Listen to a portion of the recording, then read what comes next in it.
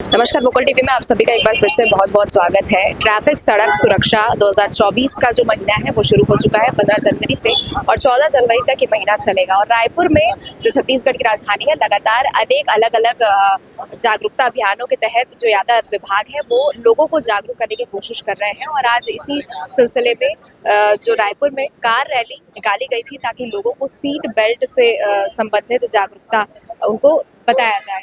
इसी सिलसिले में हम बात करते हैं रायपुर के आईजी से। उनसे कुछ अहम मुद्दों पर बात करेंगे और जानने की कोशिश करेंगे कि किस प्रकार से लोगों को और ज़्यादा जागरूक किया जा सकता है। सड़क सुरक्षा माह 2024 की शुरुआत 15 जनवरी से हो चुकी है। छत्तीसगढ़ की राजधानी रायपुर में सड़क सुरक्षा माह के तहत लोगों में सीट बेल्ट लगाने की जागरूकता लाने के लिए मरीन ड्राइव से रायपुर ट्रैफिक पुलिस द्वारा कार रैली निकाली गई, जिसे रायपुर के आईजी रतनलाल डांगी द्वारा हरी झंडी दिखाकर रवाना किया गया। रैली के दौरान आईजी रतनलाल डांगी द्वारा लोगों को सीट बेल्ट और हेलमेट लगाने का महत्व समझाया गया, साथ ही हेलमेट का वितरण भी किया गया। मार्ग पर कहीं भी सीट बेल्ट नहीं उतारेंगे, यातायात नियमों का पालन करते हुए चलेंगे। पायलट गाड़ी सामने रहेगा, पायलट गाड़ी को फॉलो करेंगे आप।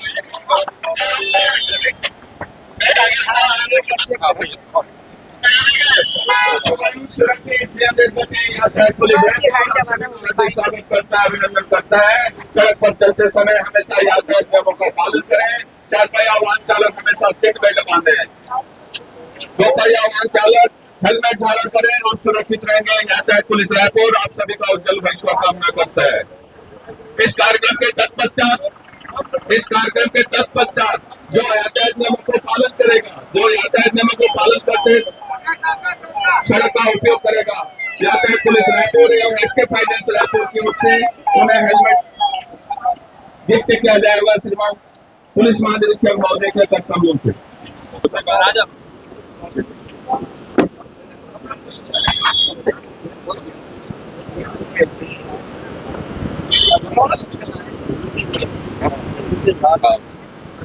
और सड़क पर चलते समय हमेशा हेलमेट धारण करना है। दो पहिया वाहन चलाते समय आप हमेशा मुस्कुराते रहेंगे। आप मुस्कुराएंगे तो यातायात पुलिस रायपुर को अच्छा लगे। सर, ये बाइक रैली तो कई बार हमने सुना था, लेकिन आज कार में आप लोग रैली निकाल रहे हैं सीट बेल्ट को जागरूकता के लिए। देखिए, जो यातायात की जो जागरूकता पखवाड़ा चल रहा है और जो आप बता रहे हैं कि कार जो रैली जो करने के पीछे जो हमारे ट्रैफिक के जो ऑफिसर्स है उनका जो मकसद है, क्योंकि आप देखे होंगे कि जरूरी नहीं कि केवल एक्सीडेंट केवल बाइक से हो रहे हो। फोर व्हीलर से भी बहुत सारे एक्सीडेंट होते हैं और दुर्घटनाएं होती हैं और उसमें कई हमारे जो देश के नागरिक हैं, प्रदेश के नागरिक हैं, हमारे युवा है और हर तरह के लोगों को हम खो देते हैं। और उसके पीछे जो रीज़न जो आता है कि कार चलाने वाले भी, चाहे ड्राइवर होता है चाहे उसके साथ जो बैठने वाले होते हैं, वो सीट बेल्ट का यूज़ नहीं करते हैं, या जो भी एक चेतावनी दी रहती है कि हम जब गाड़ी चलाएं फोर व्हीलर तो किन किन चीज़ों पे ध्यान देना चाहिए, उस पर नहीं देते हैं। तो आज कार रैली के माध्यम से जो है सभी लोगों को हम जागरूक करने की कोशिश कर रहे हैं कि आप कार चला रहे हैं तो सीट बेल्ट का यूज़ कीजिए। कार चलाते समय आप जो मोबाइल फ़ोन का यूज़ मत कीजिए।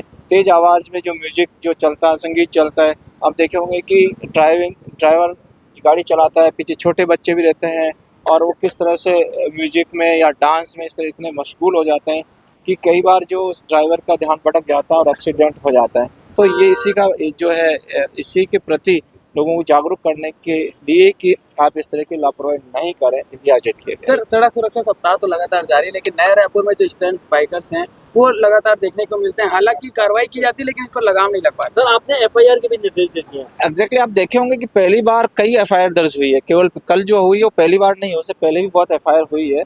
और एफआईआर करने के जो पीछे मकसद है कि वो एक संदेश देने का है। हमारा किसी युवा का फ्यूचर बर्बाद करने का हमारा मकसद कभी नहीं रहता है। समझाइश देने के बावजूद भी आप देखे होंगे कि ये जो है इस तरह के जो यूथ है वो समझ नहीं पा रहे हैं, इसलिए उनके खिलाफ जो है दंडात्मक कार्रवाई जो है वो शुरू की गई है और इसका इम्पैक्ट निश्चित रूप से पड़ ही रहा है। क्योंकि यदि आप एफआईआर जैसे फ़ाइन होता है, फ़ाइन दे करके, क्योंकि हर यूथ है जब इतनी महंगी गाड़ी ले चलता है तो निश्चित रूप से जेब में 5,000 रुपये तो होंगे ही, जो फ़ाइन भर भी देगा, घर वालों को पता ही नहीं लगा।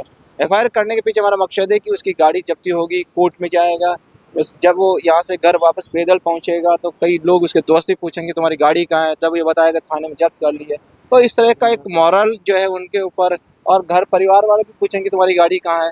तो ये संदेश हम देना चाहते हैं, इसलिए एफआईआर दर्ज की गई है और ये एफआईआर अब लगातार जारी रहेगी। अब समझाइश का जो समय खत्म हो चुका है, बिल्कुल स्ट्रिक्ट एक्शन लिया जाएगा। जो नाबालिग होते हैं, बालकों द्वारा उनको गाली दे दिया जाता है और बहुत सारी दुर्घटनाएं होती है। हम देखते हैं कि स्कूल जा रहे हैं बच्चे, वो बाइक चला रहे हैं, स्कूटी चला रहे हैं, उसके लिए क्या किया जा सकता है? उसके लिए एक तो ये हमारा अभियान चलता है कि हम देखें जो स्कूल्स में जाकर के जो बच्चों को समझाया जाता है, स्कूल्स के प्रबंधन को इस बारे में जागरूक किया जाता है कि छोटे बच्चे इस तरह की गाड़ियाँ लेकर रखते हैं उनको डिस्करेज करें।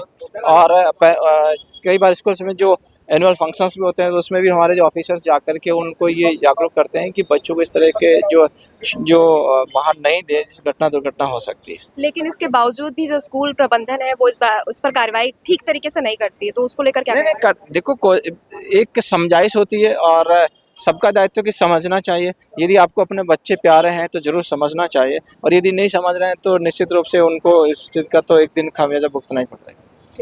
यातायात नियमों के हमारे साथ मौजूद थे रायपुर के आईजी, जिन्होंने पालकों द्वारा बच्चों को छोटी ही उम्र में, नाबालिग उम्र में गाड़ियों को दे देना और फिर उससे दुर्घटना जैसी संबंध जो चीज़ें होती हैं उसको लेकर उनके द्वारा कुछ कहा गया। वो यही समझाया गया कि जो पालक है ये उनका ही दायित्व है कि उनको समझाना चाहिए कि बच्चों को छोटी उम्र में गाड़ी ना दिया जाए ताकि वो दुर्घटना से बच सके। तो रायपुर में इस जागरूकता अभियान का पूरा एक आयोजन किया गया था रायपुर यातायात विभाग के द्वारा। आप देख सकते हैं कि कार रैली निकाली जा रही है। इसके अलावा बड़े बड़े बैनर और पोस्टर भी लगाए गए हैं जिसमें कई सारी अलग अलग समस्याओं से सड़क से जुड़ी हुई जो लापरवाही है उसके संबंध में काफ़ी अलग अलग बातें भी कही गई हैं।